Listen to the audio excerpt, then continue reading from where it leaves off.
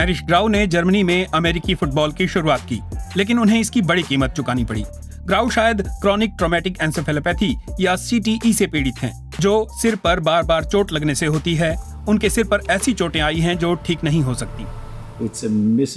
बहुत ही बेबस जिंदगी है, सब गलत होता है, इसलिए लोग आत्महत्या कर लेते हैं। इसीलिए लोग दूसरों की जान ले लेते हैं। सब बिखर जाता है, आप इंसान नहीं रह जाते। ग्राउ के पूर्व साथियों को CTE के लक्षण थे, वे अब इस दुनिया में नहीं हैं। CTE में दिमाग कैसे कमजोर हो जाता है, वैज्ञानिक अभी इसकी गहराई तक नहीं पहुंच पाए हैं, लेकिन उन्हें इतना यकीन है कि लंबे वक्त तक बार बार सिर पर चोट लगने से इसका जोखिम बढ़ जाता है। अगर आपका सिर एक बार दरवाजे से टकराता है तो ऐसा नहीं होगा, लेकिन जो भी मुक्केबाजी, अमेरिकन फुटबॉल या सॉकर जैसे भिड़ने वाले खेल खेलते हैं या जिनका सिर बार बार कहीं टकराता है, उन्हें CTE होने का खतरा ज्यादा है। ग्राउ के लक्षण साल 2000 के आसपास शुरू हुए। उन्हें सिरदर्द होने लगा जो महीनों तक बना रहता था। बच्चों को सिखाते रहने के लिए मैं सुबह 11 बजे तक करीब 10 एस्पिरिन खा चुका होता था। दर्द 1 बजे तक रहता था, जब तक स्कूल रहता था तब तक, और तब मुझे लगा कि जरूर कुछ गड़बड़ है। और जल्द ही ग्राउ को लोगों के नाम याद रखने में भी मुश्किल होने लगी। तब उन्हें ना चाहते हुए भी 2010 में रिटायर होना पड़ा। तब वे सिर्फ 54 साल के थे। CTE एक न्यूरो डिजेनरेटिव स्थिति है जो सिर पर बार बार चोट लगने से होती है। बार बार लगने वाली हल्की चोटें भी हानिकारक होती हैं। ऐसी चोटें दिमाग की कोशिकाओं की माइक्रोट्यूब्यूल्स को नुकसान पहुंचाती हैं। इस प्रक्रिया में टाउ प्रोटीन निकलते हैं जो माइक्रोट्यूब्यूल्स को बचाते हैं। ये टाउ प्रोटीन इकट्ठा होकर जम जाते हैं और दिमाग पर असर डालते हैं। CTE के आम लक्षण भूलना, व्यक्तित्व में बदलाव, अवसाद और बदमिजाजी हैं।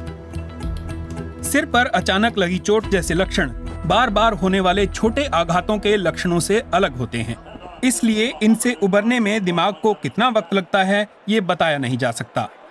यह इसके शोध और खिलाड़ियों या इससे पीड़ित लोगों की देखभाल के लिए चुनौती है।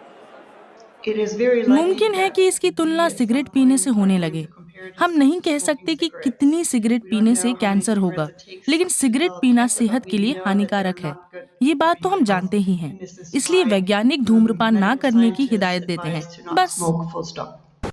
300 से ज्यादा पूर्व नेशनल फुटबॉल खिलाड़ियों की मौत के बाद पता चला कि वे CTE से पीड़ित थे।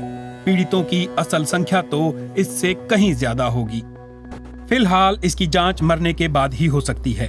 शोधकर्ता अब जीवित लोगों में इसका पता लगाने के तरीकों पर काम कर रहे हैं। इस बीमारी के कई राज अभी तक नहीं खुले हैं, जैसे किन बातों से इसके होने की संभावना बढ़ती है और क्या हर किसी के लिए खास इलाज करके उन्हें ठीक किया जा सकता है। अभी तो सिर्फ इसके लक्षणों पर ही काम किया जा रहा है। मिसाल के लिए न्यूरोलॉजिस्ट अवसाद, नींद की तकलीफ या समझ बूझ की परेशानी में मदद कर सकते हैं। हम ये तो जानते हैं कि दिमाग को स्वस्थ और सक्रिय रखने के कारक CTE से बचने में भी मददगार हो सकते हैं। इसका मतलब है खेल कूद में हिस्सा लेना, कसरत करना, अपना BMI नियंत्रित रखना और डायबिटीज से बचना। खिलाड़ियों, कोचों और यहाँ तक कि डॉक्टरों के बीच भी CTE के खतरों के बारे में जागरूकता की कमी है।